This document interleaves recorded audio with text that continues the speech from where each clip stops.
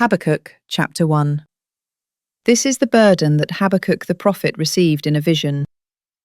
How long, O Lord, must I call for help, but you do not hear? Or cry out to you, violence, but you do not save? Why do you make me see iniquity? Why do you tolerate wrongdoing? Destruction and violence are before me. Strife is ongoing, and conflict abounds. Therefore the law is paralyzed, and justice never goes forth. For the wicked hem in the righteous, so that justice is perverted. Look at the nations and observe. Be utterly astounded. For I am doing a work in your days that you would never believe, even if someone told you. For behold, I am raising up the Chaldeans, that ruthless and impetuous nation which marches through the breadth of the earth to seize dwellings not their own. They are dreaded and feared. From themselves they derive justice and sovereignty. Their horses are swifter than leopards, fiercer than wolves of the night. Their horsemen charge ahead, and their cavalry comes from afar. They fly like a vulture, swooping down to devour. All of them come bent on violence. Their hordes advance like the east wind. They gather prisoners like sand.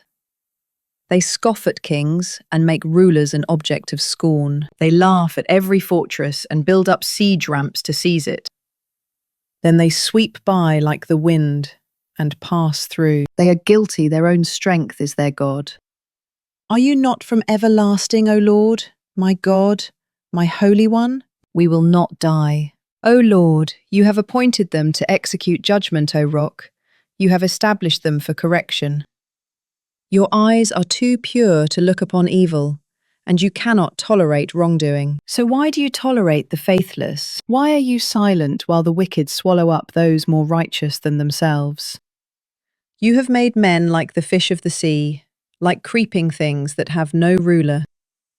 The foe pulls all of them up with a hook. He catches them in his dragnet and gathers them in his fishing net, so he rejoices gladly. Therefore he sacrifices to his dragnet and burns incense to his fishing net. For by these things his portion is sumptuous, and his food is rich. Will he therefore empty his net and continue to slay nations without mercy? Habakkuk chapter 2. I will stand at my guard post and station myself on the ramparts. I will watch to see what he will say to me, and how I should answer when corrected. Then the Lord answered me, write down this vision and clearly inscribe it on tablets, so that a herald may run with it. For the vision awaits an appointed time. It testifies of the end and does not lie. Though it lingers, wait for it, since it will surely come and will not delay. Look at the proud one. His soul is not upright, but the righteous will live by faith. And wealth indeed betrays him. He is an arrogant man, never at rest. He enlarges his appetite like Sheol, and like death, he is never satisfied. He gathers all the nations to himself, and collects all the peoples as his own. Will not all of these take up a taunt against him, speaking with mockery and derision? Woe to him who amasses what is not his, and makes himself rich with many loans. How long will this go on? Will not your creditors suddenly arise, and those who disturb you awaken? Then you will become their prey. Because you have plundered many nations, the remnant of the people will plunder you. Because of your bloodshed against man, and your violence against the land, the city, and all their dwellers. Woe to him who builds his house by unjust gain, to place his nest on high and escape the hand of disaster. You have plotted shame for your house by cutting off many peoples and forfeiting your life. For the stones will cry out from the wall, and the rafters will echo it from the woodwork. Woe to him who builds a city with bloodshed and establishes a town by iniquity. Is it not indeed from the Lord of hosts that the labour of the people only feeds the fire, and the nations weary themselves in vain? For the earth will be filled with the knowledge of the glory of the Lord, as the waters cover the sea. Woe to him who gives drink to his neighbours, pouring it from the wineskin until they are drunk, in order to gaze at their nakedness.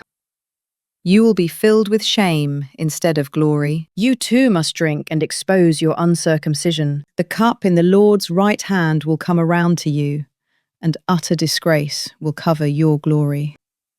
For your violence against Lebanon will overwhelm you, and the destruction of animals will terrify you, because of your bloodshed against men and your violence against the land, the city, and all their dwellers. What use is an idol, that a craftsman should carve it, or an image, a teacher of lies? For its maker trusts in his own creation. He makes idols that cannot speak. Woe to him who says to wood, "Awake," or to silent stone, "Arise." Can it give guidance? Behold, it is overlaid with gold and silver, yet there is no breath in it at all. But the Lord is in his holy temple.